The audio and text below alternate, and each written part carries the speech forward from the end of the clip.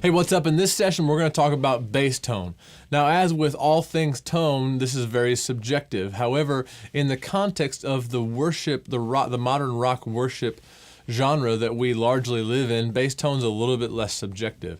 But there's a lot of ways to get to a serviceable and valuable tone from the bass.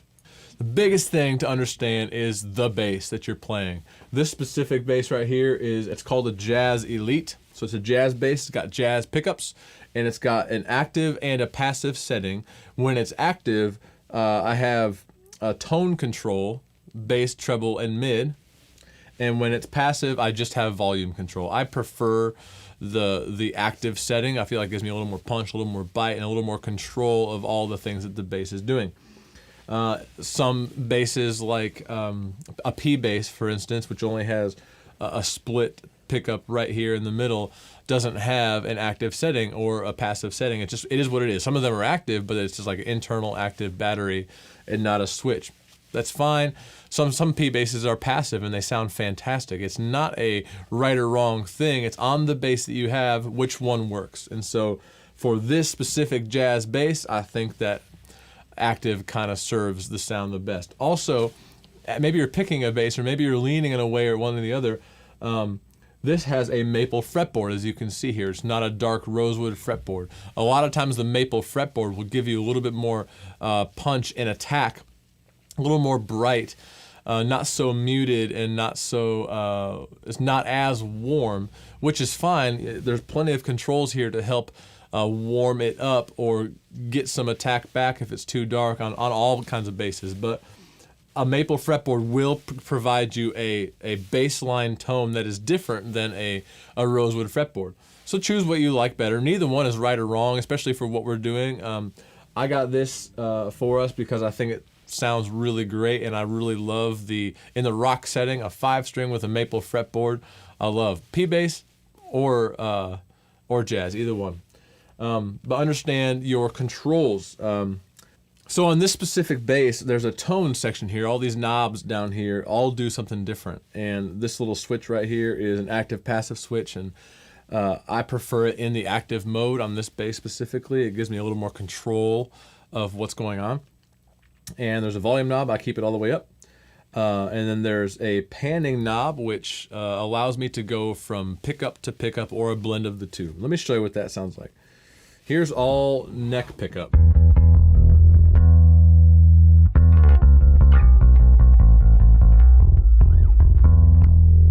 Sounds great. Here's all bridge pickup. That's this guy back here.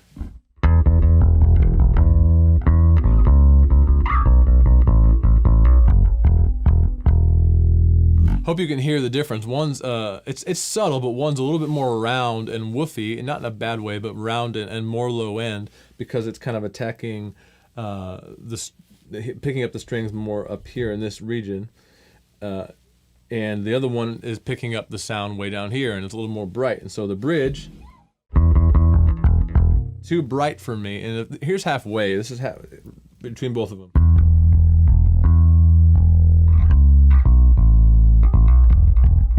I think that sounds good too, but I feel like I'm still missing a little bit of that focused attack that I really love out of this bass because of the maple fretboard.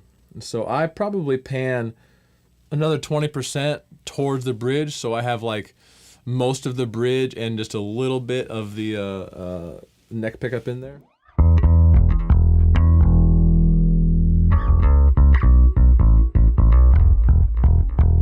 I like that. It's pretty close. I mean, these are subtle changes, but you'll find trying to fit in the mix, you might want a little bit of that bridge in there and not too much of the woofy stuff in there. They're going to EQ some of that stuff out of there anyways, so let's help out as much as we can on the front end. So another thing to think about when you're considering bass tone is where your hand is placed and where you're plucking the strings. Notice how the bridge is way back here. This pickup is way back towards the bridge plate here, and the neck pickup is more towards the neck. Listen to what happens when I just play the same note and just move my hand.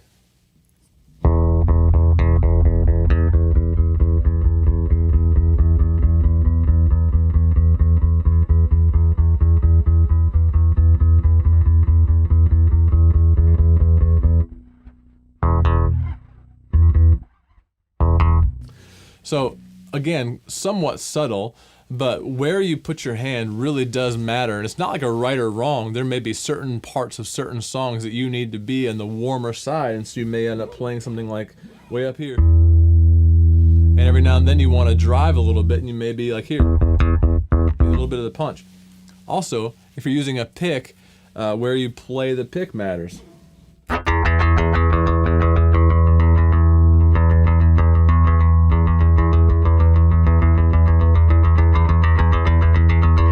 All of those things combined with where you set the pickup blend all totally matter. So if you're chasing something specific, listen, adjust, replicate as close as possible. If you're just kind of trying to find your favorite sound, play with all of those things. If you've got bass and treble and mid control, you can play with those. I typically end up leaving everything, there's a little notch in the middle of all of these things. I end up leaving all of these settings like right in the middle, and I'll boost the bass just a little bit. But it really depends on how your bass naturally sounds plugged in and what you should do with there. But for this bass right now in this context, there's no EQ on it whatsoever. I leave that everything in the middle.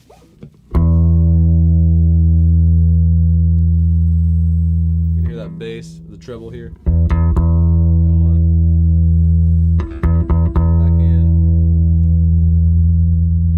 Bass, out, back in, mids.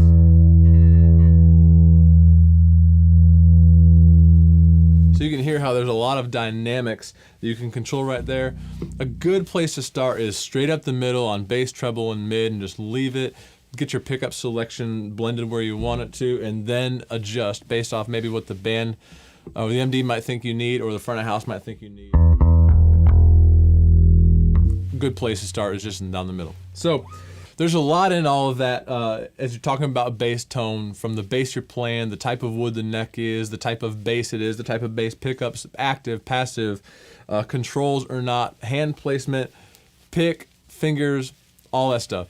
Lots of things to think about. So as you're chasing something, if you're trying to replicate, do as best you can and make the adjustments to replicate. And if you're just trying to find your sound, mess with it until you're happy.